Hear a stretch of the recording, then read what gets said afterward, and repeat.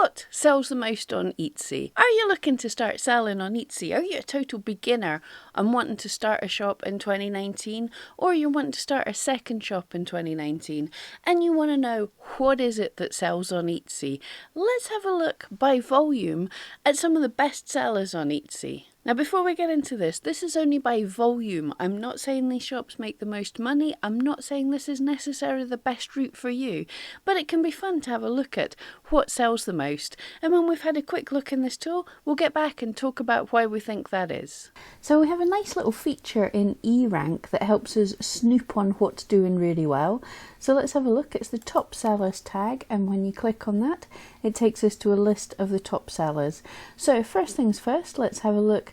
We have the most sales yesterday and the most sales of all time, and it's actually kind of interesting that certainly the top couple most sales yesterday are in the top 5 most sellers, highest sellers of all time. So these aren't just sellers that were selling well years ago, they are still selling fantastically well. And this Bohemian Findings is 3 times the size of any of the nearest competition. This is an epic shop, but let's have a look at them.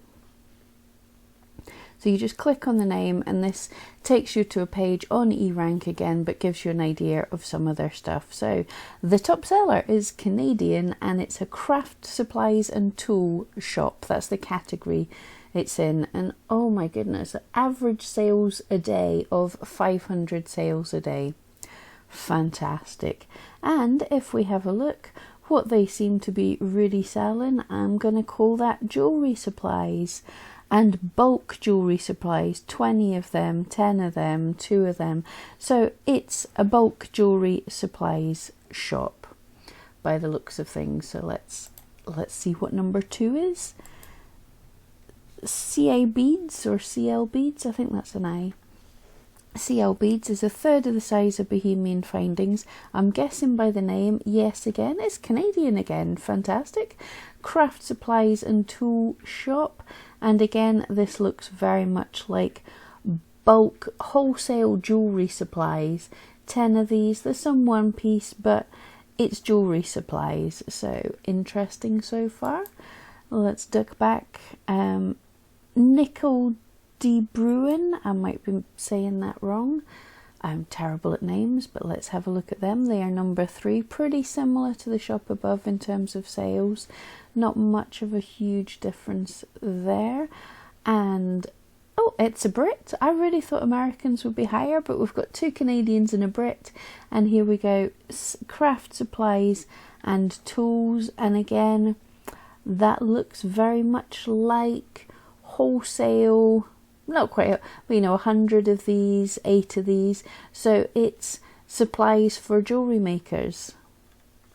Okay, so, and number 4, Planner Kate. I'm guessing we're getting something a bit different here. Again, it's 500,000 sales. It's doing pretty good. And yep, American, that's our first American craft supplies and tools. But this is what I thought, stickers, kits for journaling. So this is really interesting because if you haven't seen, I've been starting doing a bullet journal, so these kind of things are useful and so popular, planning and journaling and everything. So this is sets of kits for people who are journaling. So again, crafty people for sure. And we'll look at number 5 as well. So that's us looked at the top 5. Jewellery Paradise, Jeweller's Paradise. I'm taking a wild guess at what that might be as well. I think we're seeing a running theme. Yes, American shop, craft supplies and tools. And if we have a look, this is again very much jewellery supplies for any crafter who are making jewellery. Now this is just the top overall of all sellers. You can also go into accessories, different categories. So we'll have a quick look. Let's look in art and collectibles because we're here. And embroidery design savvy. I'm so sorry. Any of you that I'm making up your names. Ah yes, interesting. This is instant downloads for machine embroidery patterns. So again, it's things for creative people. It's things for crafters. It's supplies. And these look super cute. Okay, so, and let's look at the second, patent prints. Again, the sales are still pretty respectable, 100,000 sales. And yeah, this looks like, yeah, these are probably print on demand. This person's, because they're prints of their designs.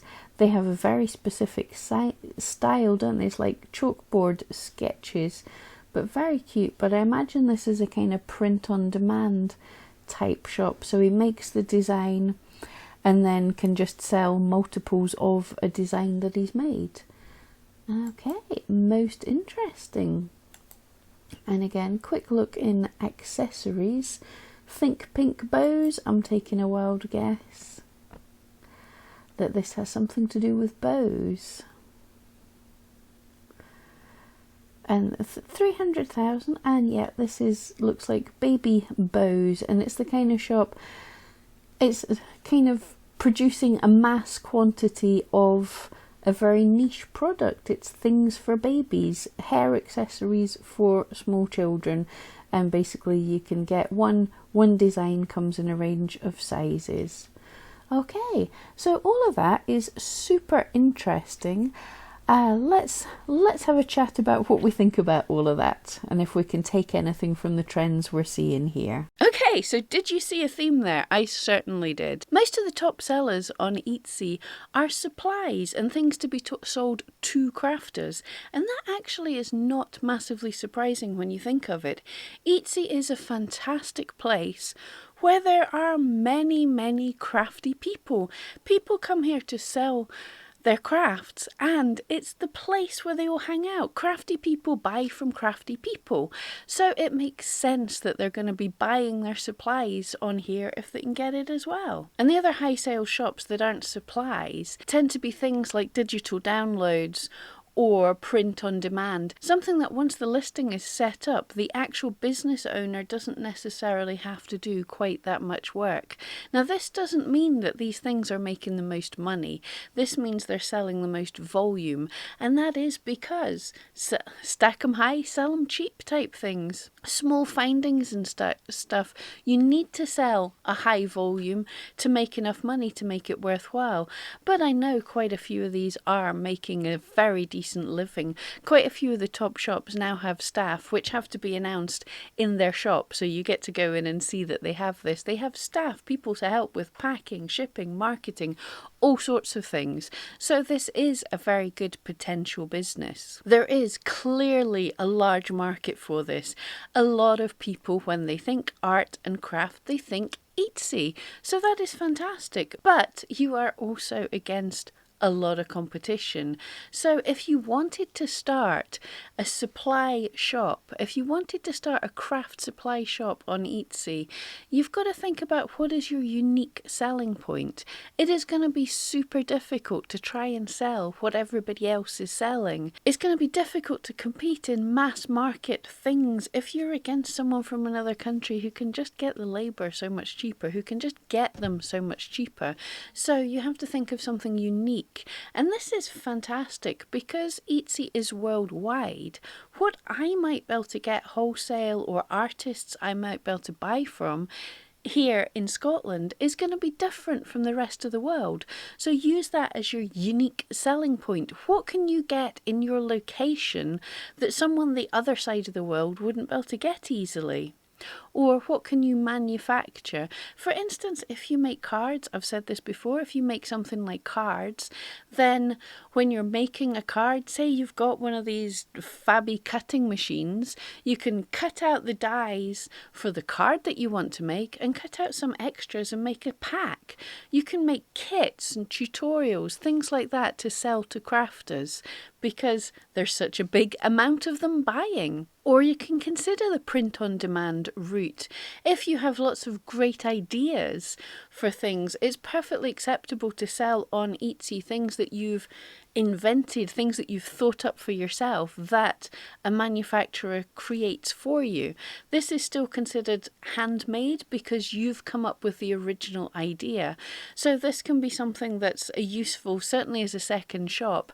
You make these designs, you think of these ideas, you put them through a print-on-demand company like Teespring or Printily, and that listing in your shop connects to that other listing. So when someone buys it, you don't even necessarily have to do anything. You can be linked up and it just prints off and everything's dealt with without you touching it. Although to do any of these kind of high demand, high volume type shops, then I would say you're going to have to know quite a bit about marketing. You're going to have to understand SEO and really know what you're doing to be able to drive that amount of interest to your shop. But certainly it's interesting to look at this and see, if you're wanting to set up a shop as a business, what are the things that have the highest turnover? Again, that's not necessarily the highest profit. If you're hand making something at a really high ticket price, you're not going to sell as much as perhaps someone who's making badges, pins. And these badges and pins are going to have a massive turnover because it's a throwaway thing. If something's like 25 cents and you look at it, it makes you chuckle, you don't really think about sticking that in your cart. It just goes in and you've bought it without thinking. However, if it's a £2,000 hand carved sideboard or something, you're going to have to go back and look at that a few times and really think about it. But how many more badges does someone have to sell that to make up the money worth of that one sideboard? So these are all things to think about, but I hope it's at least given you food for thought. And before you go, you really want to check out my other video on the things that you can't sell on Etsy, just to be aware of things like copyright and different types of items that you can't sell. So get over there, it's up in the cards, go and check it out and make sure that you're thinking of something that's sensible to purchase. Thank you so much for joining me. Don't forget to come back every week where I help you craft your career with creative marketing and artistic inspiration. Thank you so much.